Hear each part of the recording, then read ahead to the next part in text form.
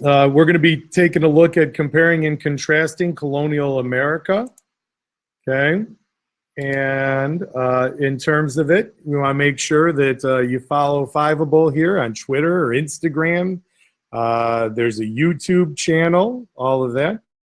How long is this going to be? I would say we're probably going to be about 35 minutes or so.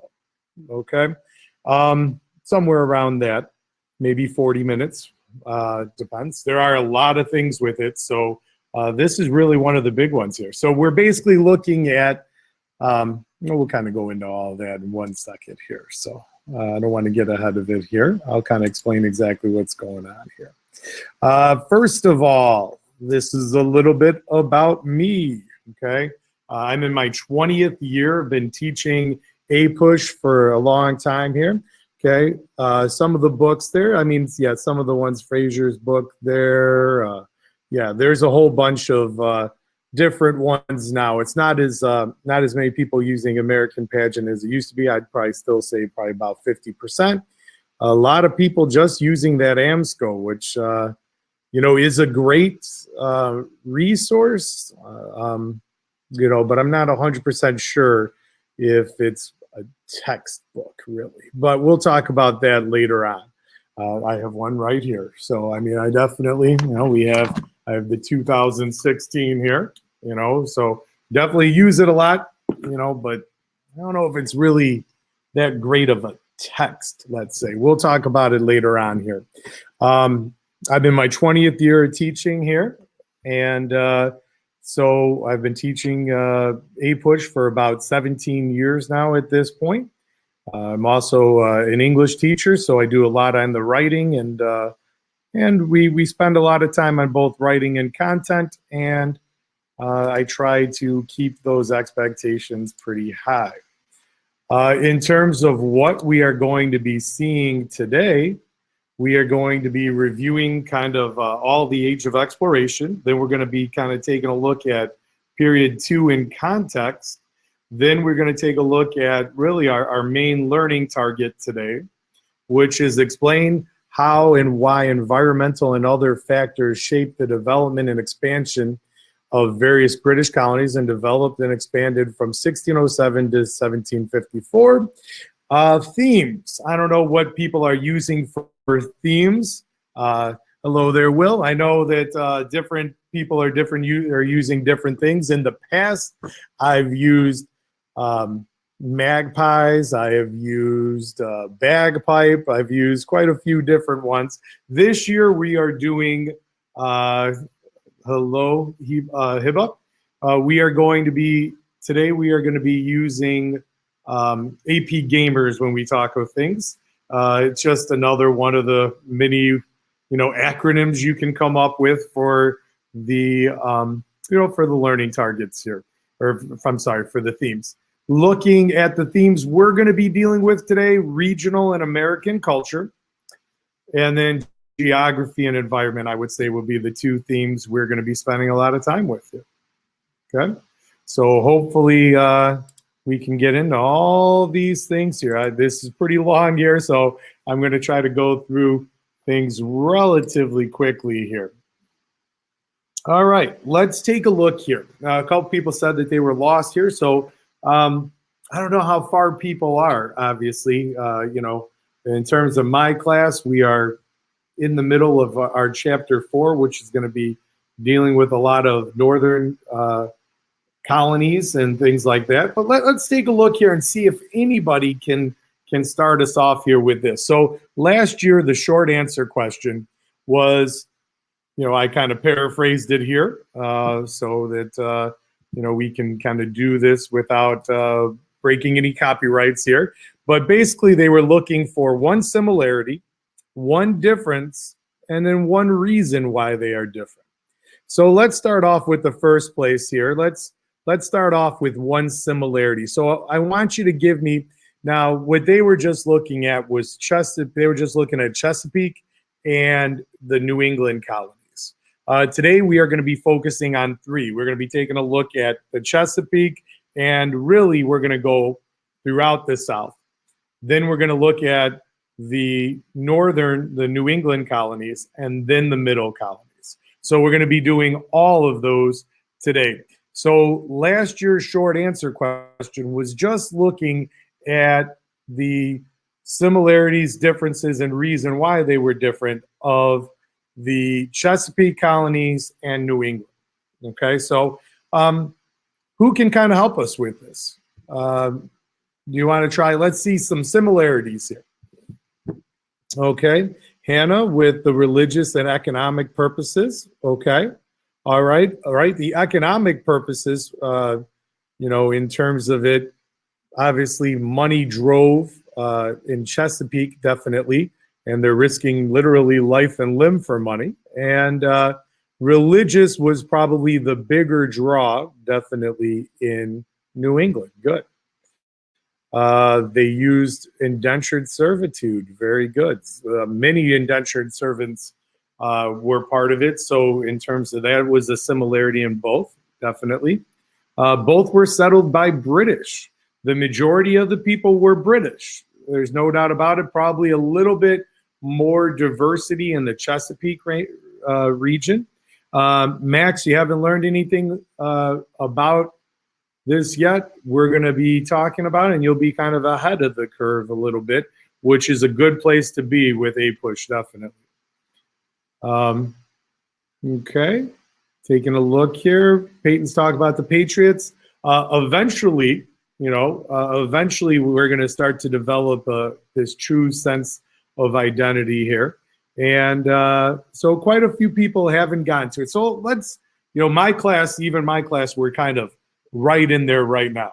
So we're going to be taking a look at some of the similarities. The similarities, we're going to go to the next slide here. The similarities, I gave you a lot here, and we're going to be taking a look at them, and then we're going to take a look at them again later on here.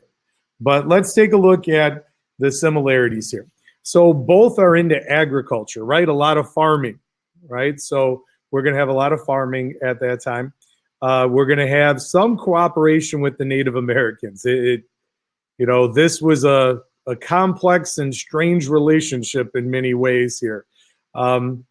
There is cooperation. They could not have existed. Jamestown nor Plymouth would have ever existed if it wasn't for some help of the native, some help from the Native Americans, I should say.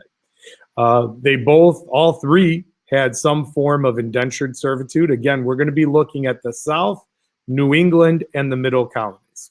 Okay, that's what we're going to be taking a look at today.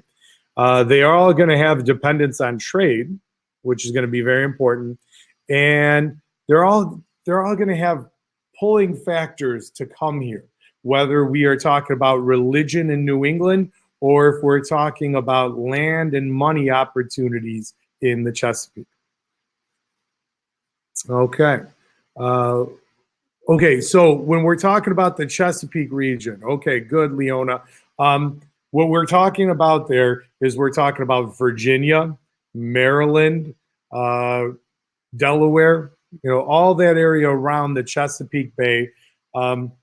Really, normally most people look at Maryland South as the South.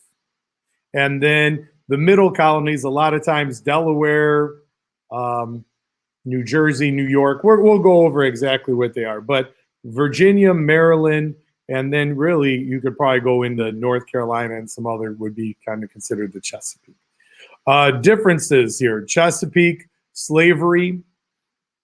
South, greater disparity between rich and poor, and we're going to explain why that is. North is going to be a mixed economy. A lot more economic diversity. South, large plantations, higher population in the north. North is more about religion, is what it's more about.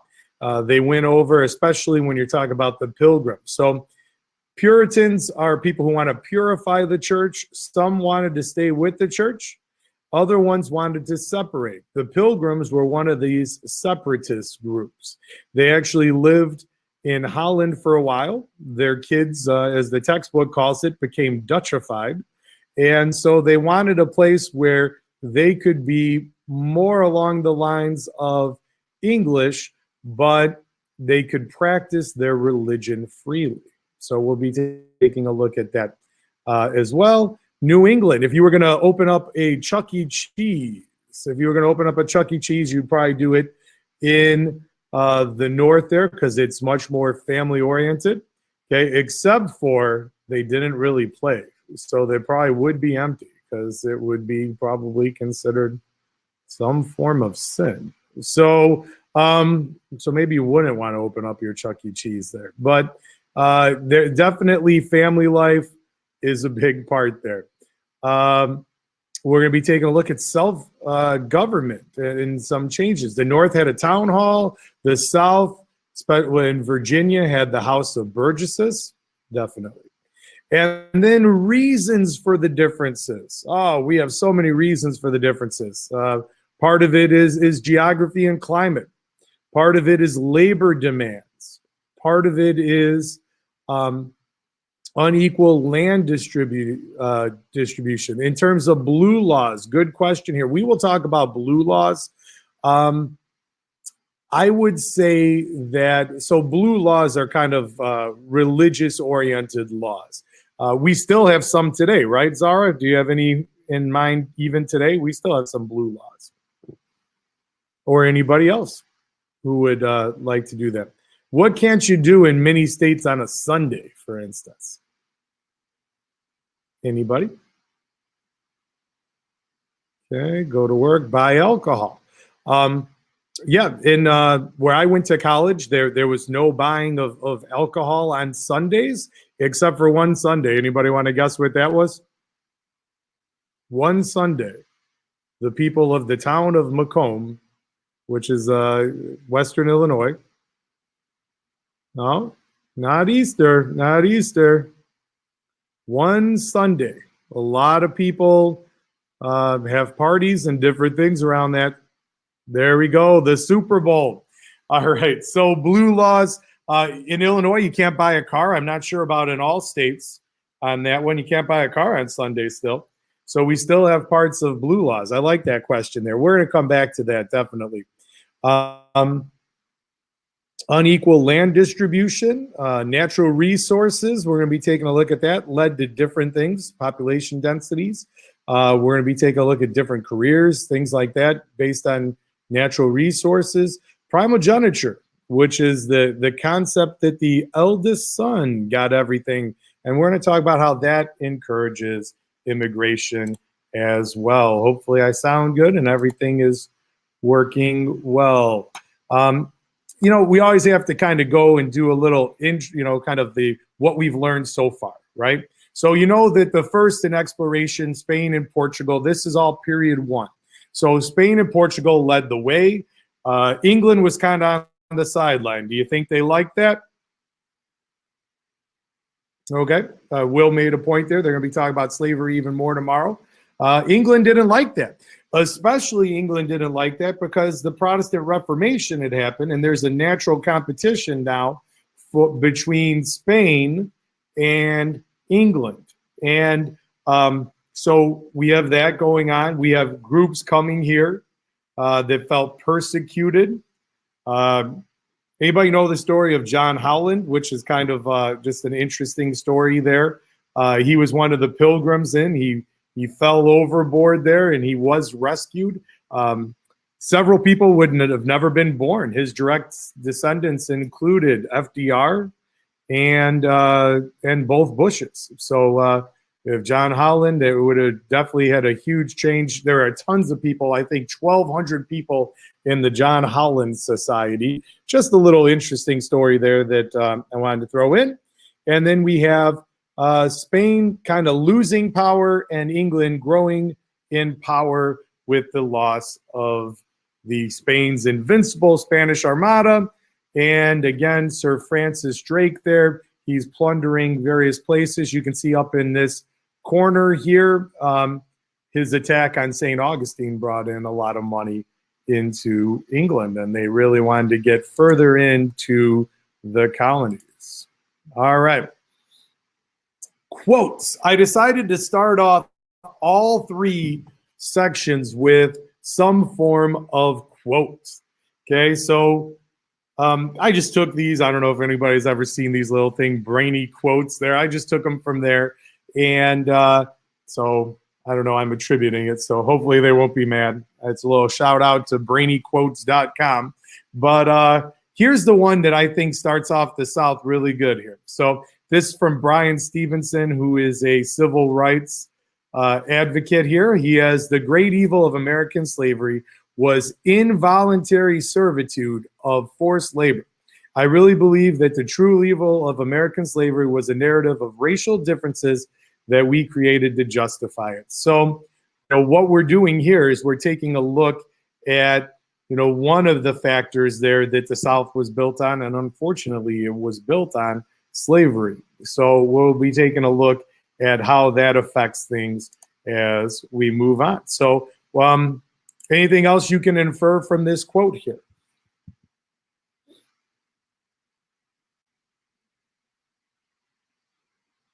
Okay, I always kind of ask that question with each one of these. So what we're doing is we are, just kind of we're going to take a look at the South first. Peyton, very good. Slavery was one of the main reasons for the racial divide in the U.S. Will said the country was founded on a fault line. I love that that analogy there, Will. That is excellent here. I'm going to steal that there in my lessons there. I like that. Very good. What slavery was grounded in racism from the start. That's definite. And slavery created racism. And so, okay, we're going to be taking a look at that. Thank you, everyone. Institutional racism. Oh, definitely. All right. So we're going to be taking a look at all those nice inferences here from everybody out there. Thank you. All right. So we're going to have the same order for all of these here. You'll notice that we're going with the same order here, how we're going to look at each one here. So the southern colonies, the settling, really starts off, when we talk about the southern colonies, most people put it from Maryland down through Georgia. Okay. Florida, of course, isn't in there. Why?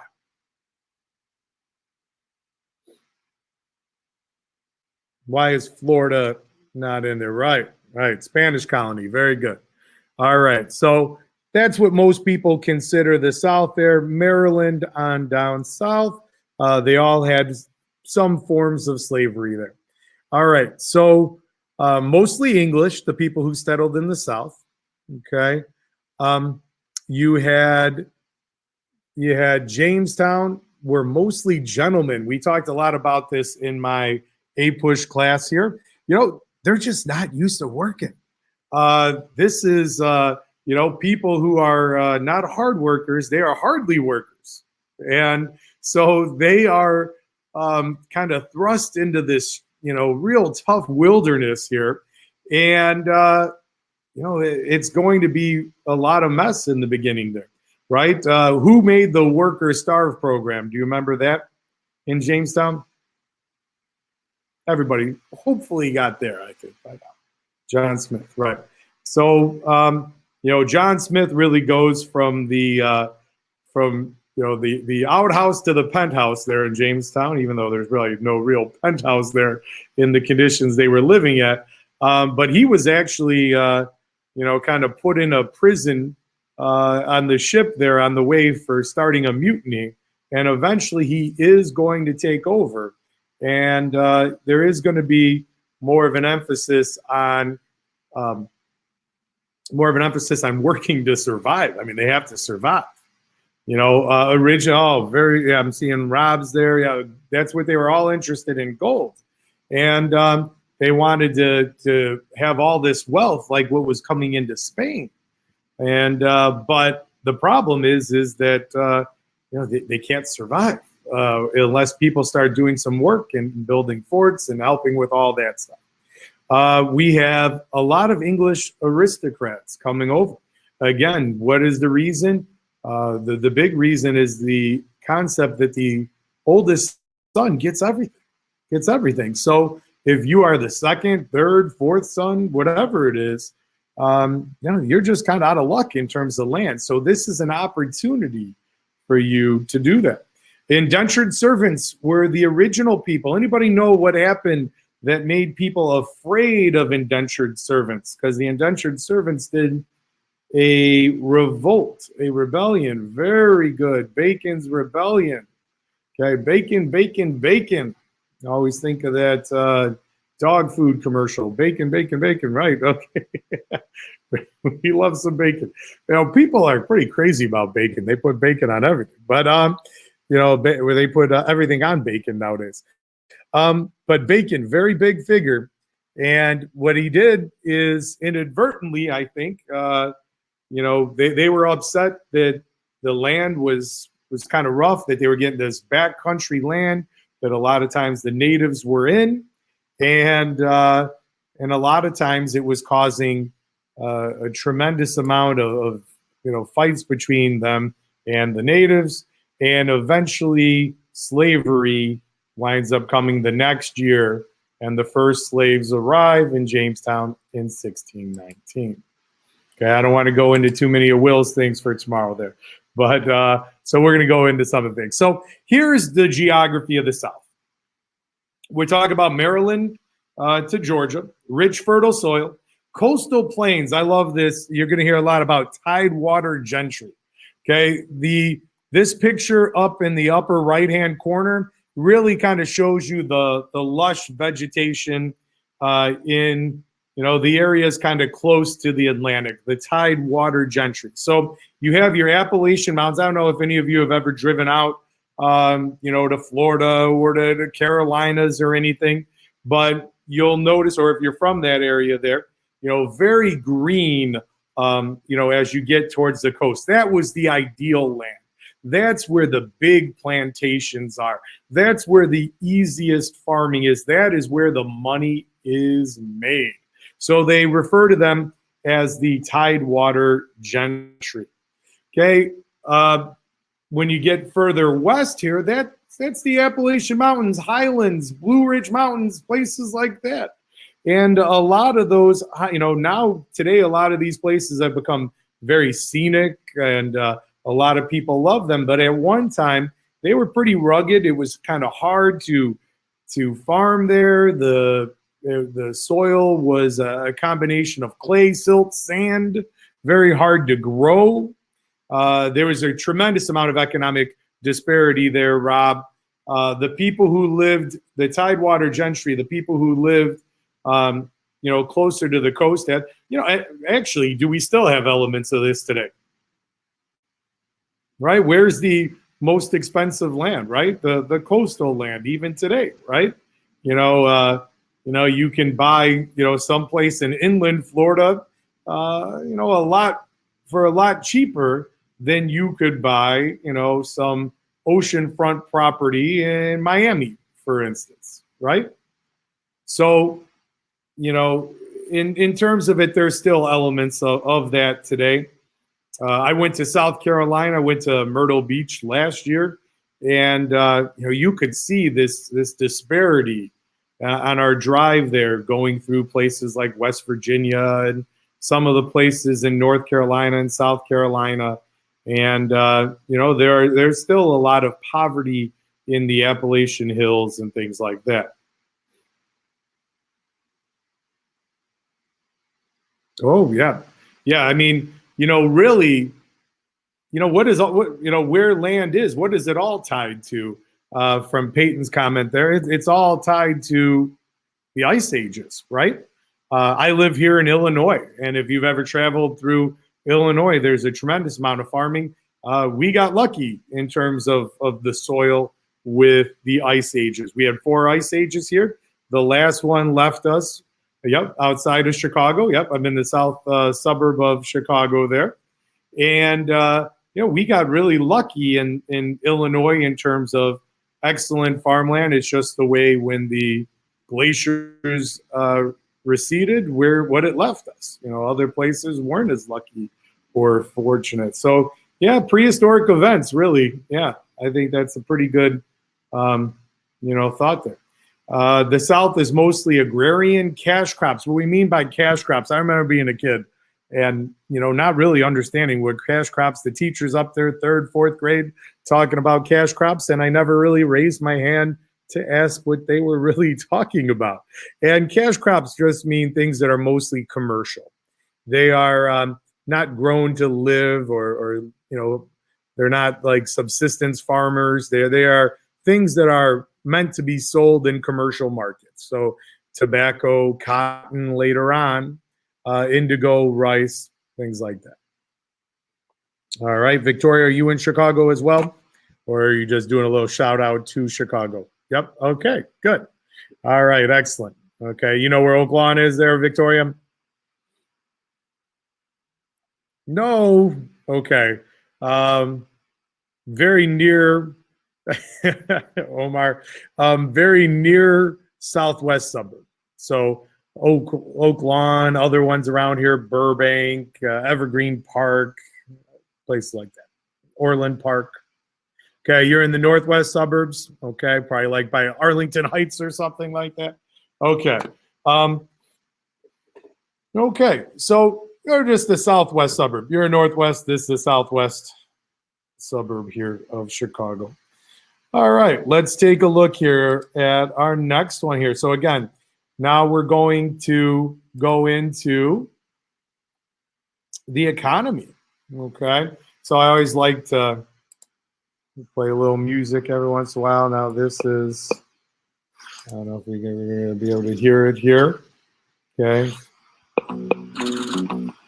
Okay, there's a little Pink Floyd and a song Money. Okay, this is from YouTube. I'm going to give everybody credit there. YouTube, Pink Floyd, Money. Okay, so we're going to be taking a look at money.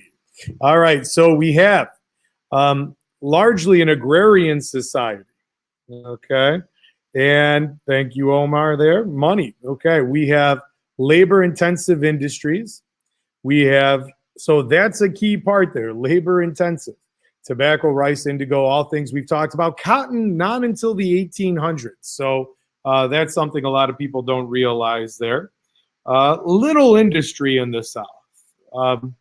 You know, it's not really until after the Civil War and kind of a new South emerges that you're going to start getting some larger, you know, cities like Atlanta and places like that that really start getting some industry. You know, and then you're going to start seeing a shift there when we get to the 20th century where more and more job opportunities, especially after World War II, start to be in the South. But at one time, there was barely any industry in the South whatsoever, except for the agrarian industries there. And then we have, they lacked specialized crafts. We have indentured servitude was the big thing until Bacon's Rebellion. Then people got nervous of them. Also didn't like their demands, and they kept feeling like they were losing land to a lot of these servants there that they had agreed to. And then you have a big gap between rich and poor, especially with this tidewater gentry and more of the backcountry farmer. All right, let's look into the next one here. All right, governments. You know, what are the biggest parts there when it comes to government? So they separated into mostly counties. You know, lots of places have counties, how big they are. Illinois has counties, townships, you name it. We have lots of different forms of smaller governments there. There's normally a governor in the southern colonies. Okay, some of them became very unpopular, like Berkeley did. That's, you know, he's going to be chased around by Nathaniel Bacon. Self-government, the roots of self-government really come out here. And the House of Burgesses is the first legislative body in the United States. So the first legislative body in the United States is the House of Burgesses.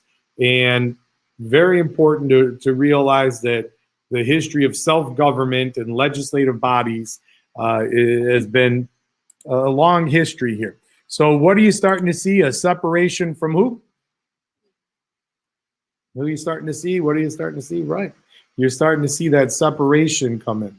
Oh, separation of church and state. Well, you know, again, in the southern colonies, it's more about the money. And we'll talk more about the religion there later on. Let me see what Sophia had to say. But I'm just wondering if anyone knows responsible for knowing information about South America and Canada during the age of exploration on the exam. Okay.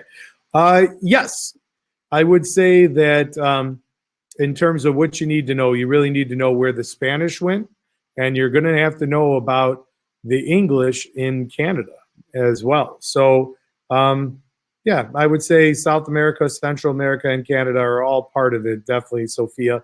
Are there going to be a ton of questions on it? No.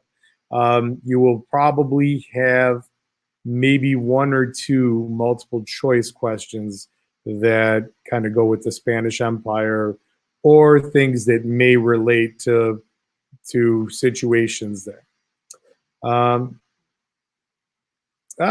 okay, good question there. All right.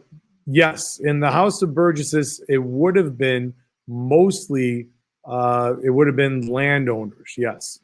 And in terms of it, how opened up it was to everybody, I don't think it would have been, although there is some diversity, it would have been white males that would have done it. You wouldn't have seen females in there or minority groups too. Established church in the South. The majority of people would have been from the Church of England. And we're going to be taking a look at it because we know that one of the places in the South is made for Catholics. Which one is that one? Okay, Maryland. Good. Okay, Maryland, right? And there's the act of what? That kind of protects all Christians, leaving out, of course, Jews and Muslims. Anybody know what that act is called? All right, nice job. All right, so you're doing great. I'm loving this. This is fun. Okay, this is better. The first time I did it, I stared into the screen for like 30 seconds because I forgot how to share. So I think things are okay right now. All right, so.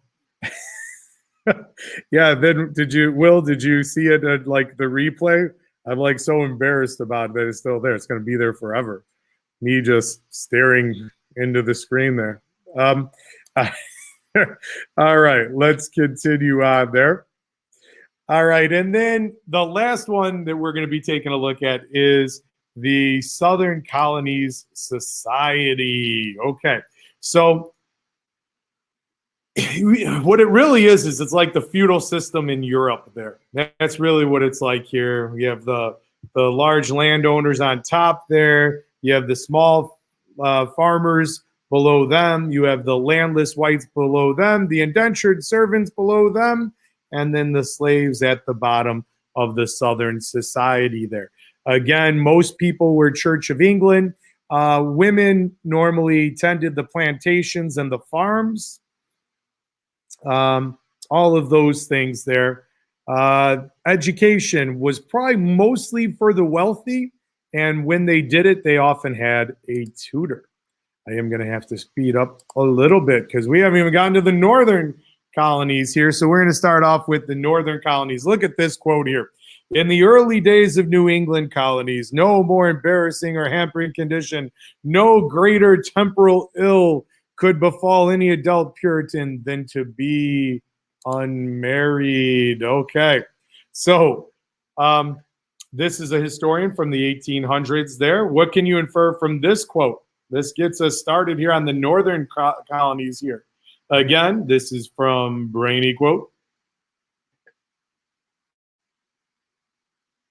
Marriage is important. Family was valued. Very good. All right, so that's the big concept there, the idea of family. All right, so let's take a look here. And we have the northern colonies, mostly English.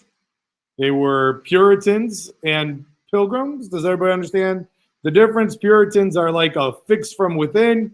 Pilgrims are people who wanted to separate. So that's really where the big change is in terms of dress and a lot of things, somewhat similar. Searching for religious freedom. Okay, what's kind of ironic about that searching for religious freedom? They establish a what? Anybody know? Word with a T.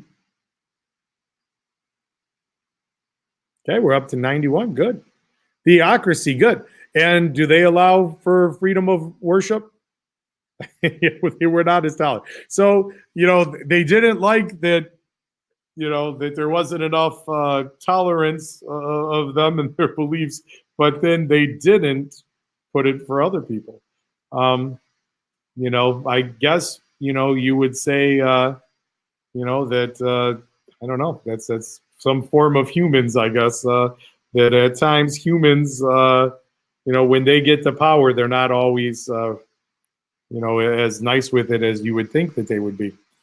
Quick little story. I play this game, Star Power. Has anybody ever heard of it? Okay, Star Power. I have some of my students on here, so I can't tell you too much. But one of the things that Star Power teaches you is that you have the ability to abuse power when you have it. It's actually a business game. I learned it in grad school, and the professor actually used it at a Mercedes plant back maybe 15, 20 years ago, and a giant fist fight between management broke out, and all because of this game. So it was kind of somewhat ironic. I used it a few years ago, and one girl who actually was under a dictatorship. So most of the class wasn't. Most of them were from the suburbs. But one person who escaped a horrible, horrible situation and couldn't stand her dictator, she wound up gaining power in the class and kind of becoming a small dictator in the class. So yes, Omar, we could play it. But she was so embarrassed when I pointed it out to her, like how cruel her laws were. And yeah, she was so embarrassed by it. She was like, oh my gosh, I'm a dictator. But anyways, just a little analogy, I guess, with it. So we will definitely play it, though. Great game. I can't tell you too much about it because I will ruin the game.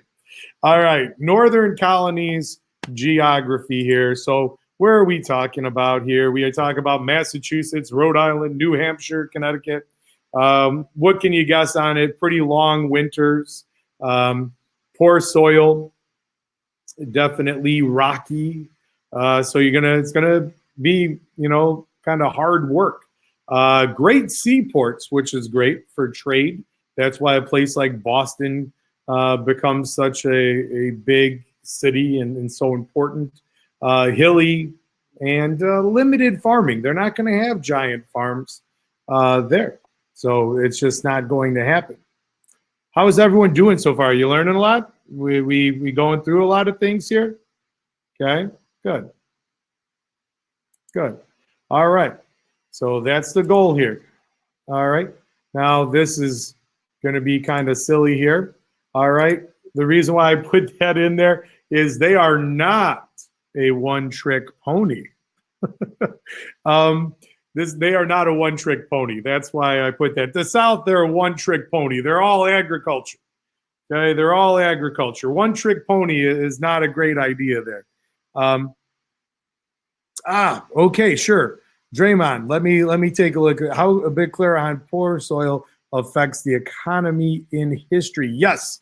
Okay. So because the soil is so poor, let's go back to that there. That you're not going to have these giant plantations. You're going to have smaller farms, okay? And you're just not. It's just not the way they're going to be split up.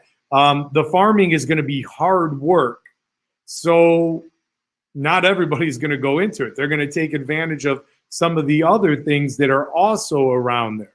So in general, the farm is going to be, in a lot of ways, they're like subsistence farmers. People like John Adams had farms, small farms. But was that John Adams? Was that his only career? Anybody know what else John Adams was? Right. He was an incredible lawyer.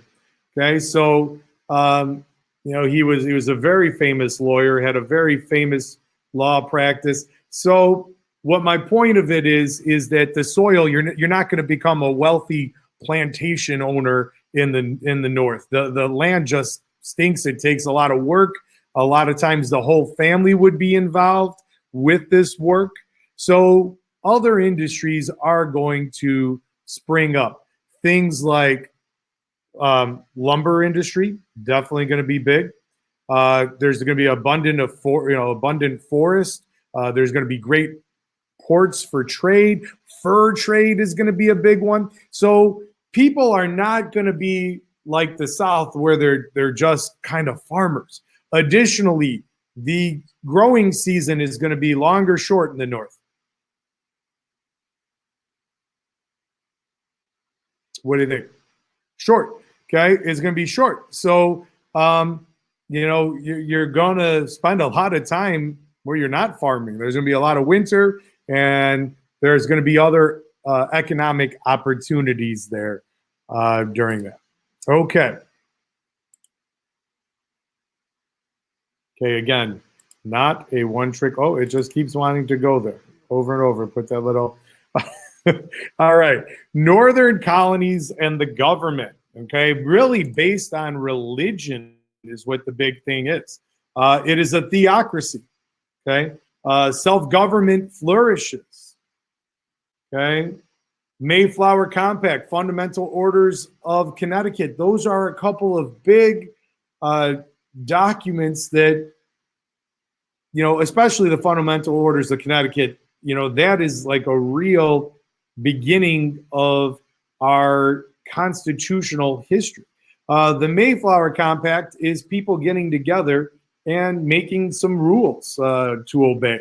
So in a way, that also is putting us on that track towards self-government and constitutional government. Anybody ever see the English Constitution? Trick question. Anybody?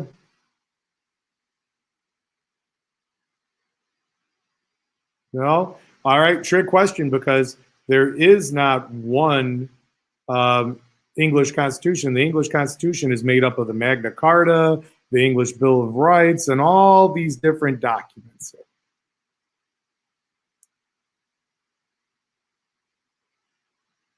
Oh, good. Glad you like the lights there. I thought you were talking like all of a sudden the sun has come in and my blinds are on the other side. But yeah, it can change color and everything. I have it green here because we are the Spartans, kind of green and white like Michigan State. Let's see, town meetings. That is a huge one there. So town meetings, that is a big one there.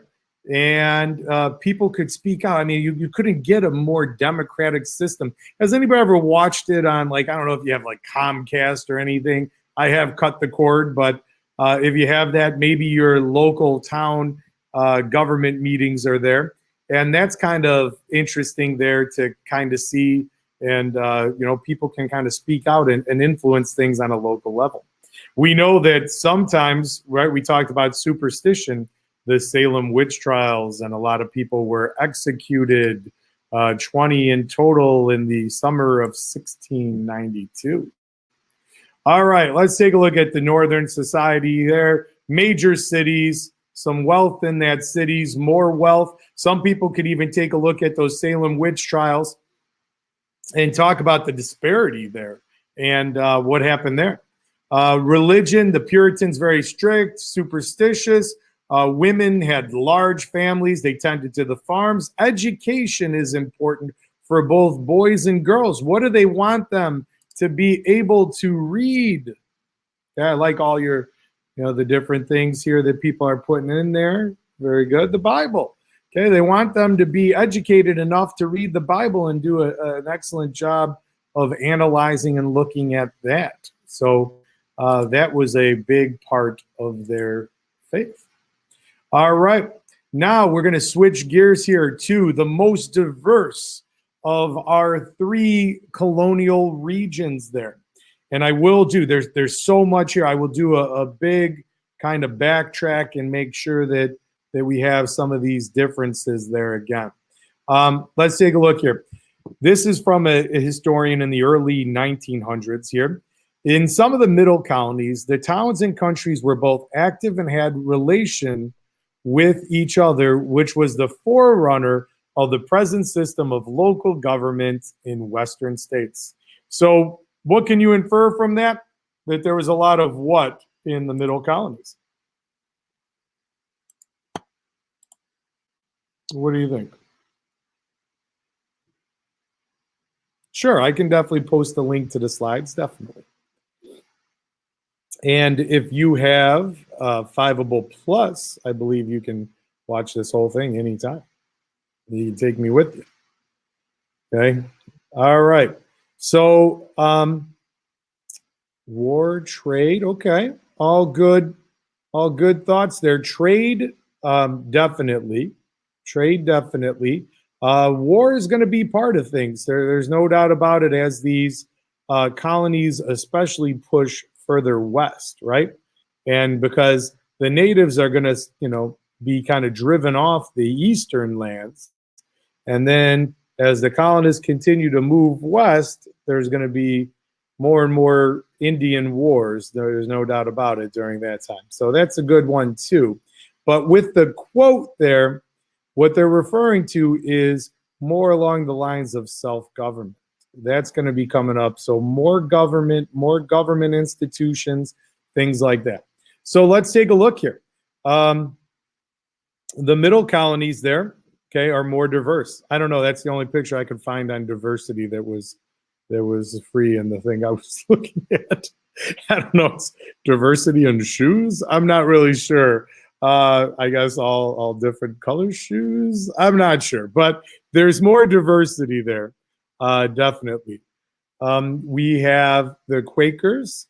Jeremiah, what do you want about Joe? What do you want on that one? Can you go over Joe?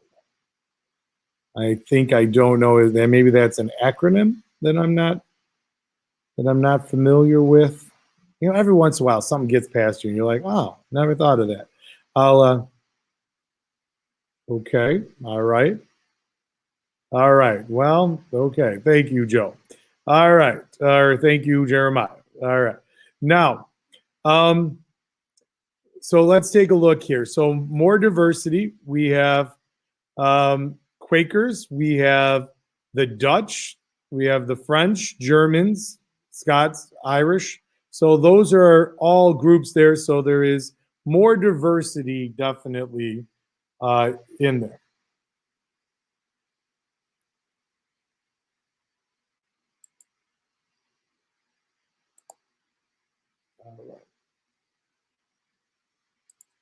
Okay, let's take a look here.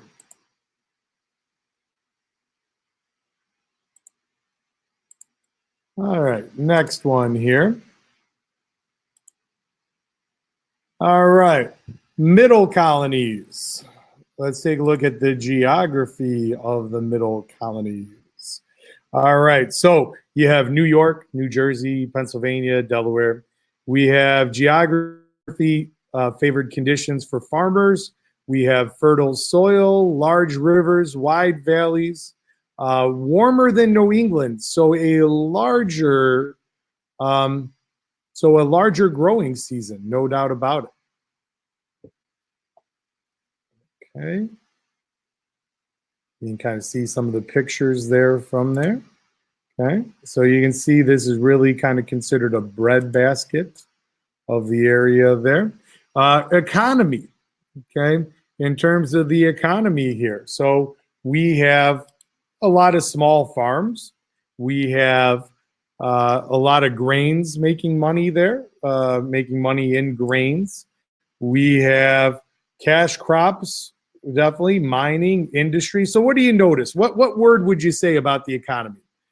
One word with a D, I think, would, really for the middle colonies in general, kind of sum this up. What do you think? Okay, this is different than the South as well, right? Okay, diverse, right. Okay, so diverse, a lot of different bread, right? The bread basket of the country there. Now that's better, Jeremiah. I like that better, okay, than Mama jokes. Okay, so my mom is a real nice lady. So, anyways, and maybe she might even be watching. All right, now we have industry.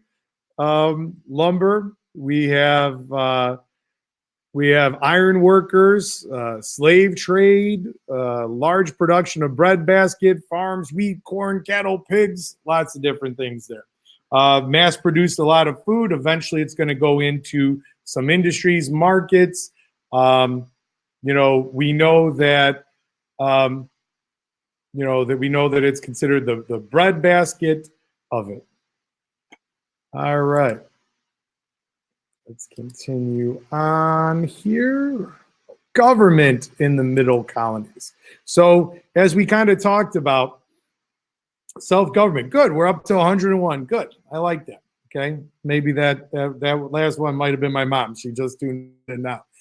Self-government traditions, mixture of town meetings and county governments there, and tolerance of diverse cultures. Melting pot begins. Now, that's, you know, I put that in there, and when I put it in there, you know, I mean, that really was the way things were. Now, today, there's a lot of talk of melting pot versus salad bowl and all those things. You know, that concept that the melting pot makes people lose who they were. And I would think probably at that time they did kind of lose in some ways where they were. So some of their cultural traditions, things like that. No one group dominated religiously. A lot of different religions here, which we're about to get into in 1 second there. So let's take a look here at some of the social structure. So let's take a look here. So very diverse, as we talked about. We have Quakers. Now, Quakers were somewhat controversial at the time. Why were they controversial? Okay, well, a couple things here. You know, they really got into their particular ceremonies, and they would, you know, kind of get swept away. Okay, so I believe Quaker was more of like a nickname. All right, more of a nickname. And so that was kind of part of it there. Okay, so a nickname there. Okay, hi, Katie. Okay, learning a little bit of middle colonies. All right, and so the Quakers, it was kind of like a nickname. They get so swept away, and to an outsider, you'd say, you know, it's like some kind of quake going on. Additionally, their controversy was that they were pacifists. They wouldn't do military service. And when a group won't do military service, what do they look like?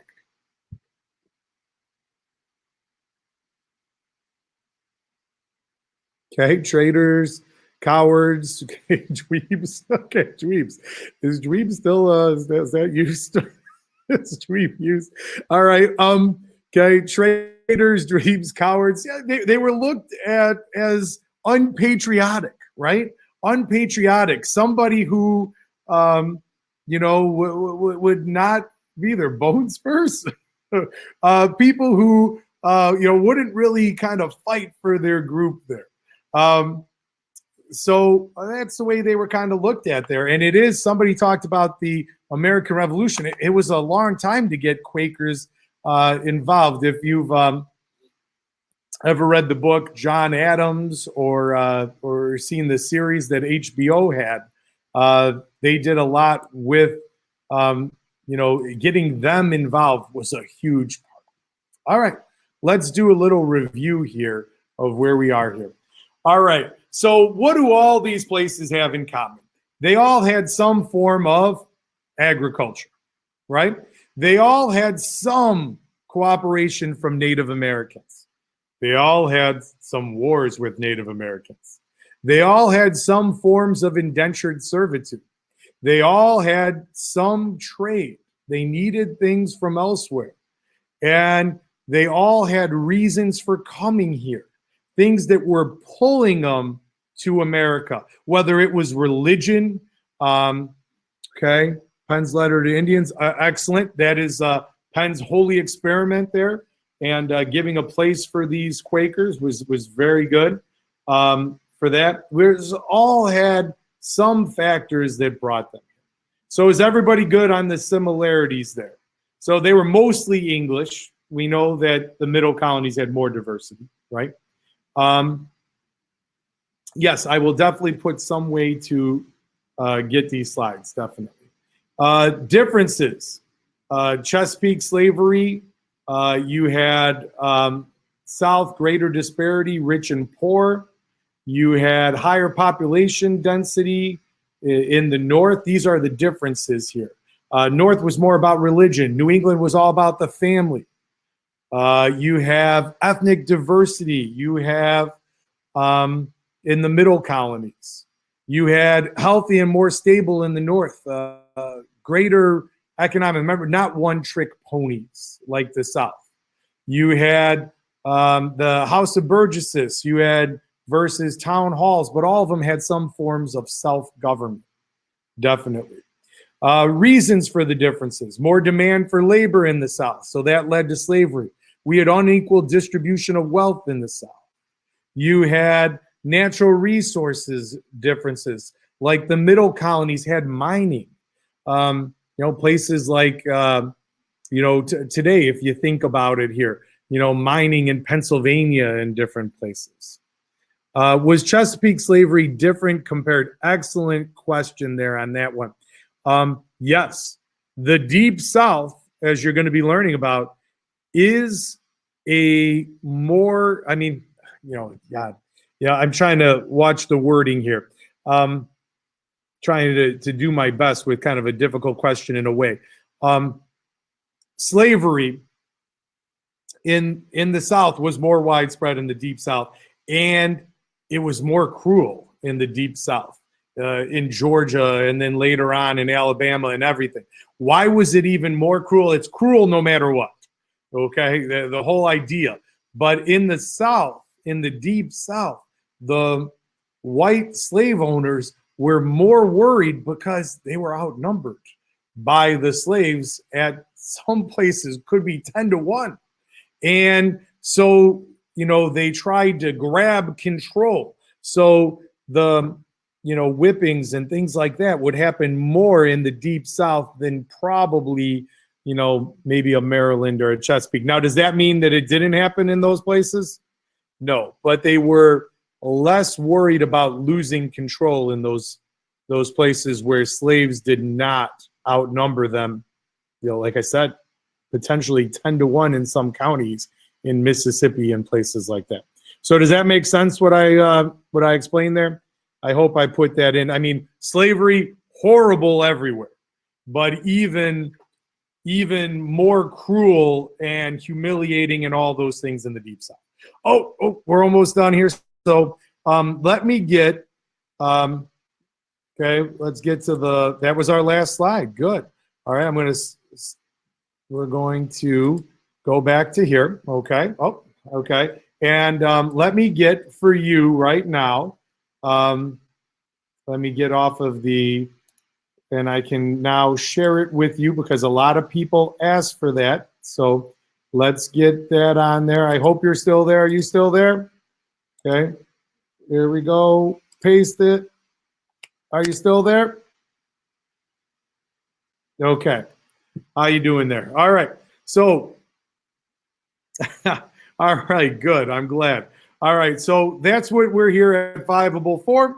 And, I will have some more reviews coming up here. And you know what?